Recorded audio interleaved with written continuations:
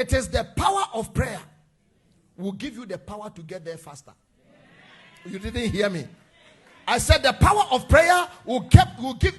Too many of you have used your own connections, your own minds, your own ability. You get up in the morning, the first thing you do is to pick up your cell phone, go online and search Facebook. How many likes have I got? How many WhatsApp messages? Is there any wonder your life is in the shape that it is? Because the first thing that you should do as a child of God is to refuel and recharge in the morning. It is your duty. Give us this day our daily bread. Wake up in the morning, child of God, and invest your time in prayer before you invest your time in Facebook. Face God before you Facebook. Is somebody here? Find what is up before you find what's up. Is somebody hearing me? You must. Your problem is not the devil. Your problem is prayerlessness. I say your prayer is prayerlessness. And one of the biggest manifestations of pride is prayerlessness, because you are telling God, I don't need you. And you can stay in your corner. When I need you, I will call you. Listen, prayer is not a clutch that you call on when you are in trouble. Prayer must be a lifestyle. Is somebody hearing me? Prayer changes things, the songwriter says. And those who pray shall mount up with wings like eagles.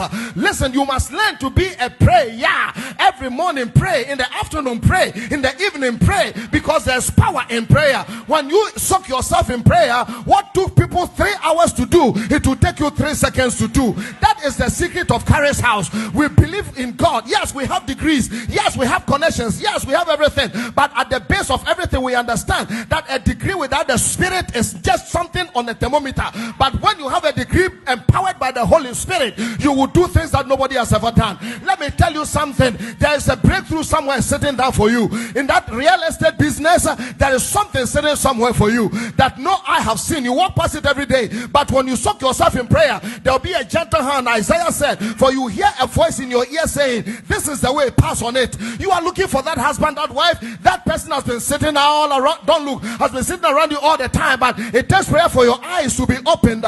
When the whole of Israel were complaining because the waters of Marah was bitter, the Bible says that, and God showed Moses a tree that was standing, that will heal the waters. What you need for your healing, what you need for your deliverance, what you need for your breakthrough is standing beside you, but your eyes are closed. And if there's any prayer that you need to pray, pray like Paul prayed in Ephesians 1:17, that I pray that the God and Father of our Lord Jesus Christ will give to you the spirit of wisdom and revelation in the knowledge of him, the eyes of your understanding being enlightened, that you may know what is the hope of your calling and what is the exceeding greatness of his power towards you according to the working of his power. It's all there. It's all there. You can go out and read. Listen, there's something seated beside you that until your eyes are open, but your eyes will never open until you pray.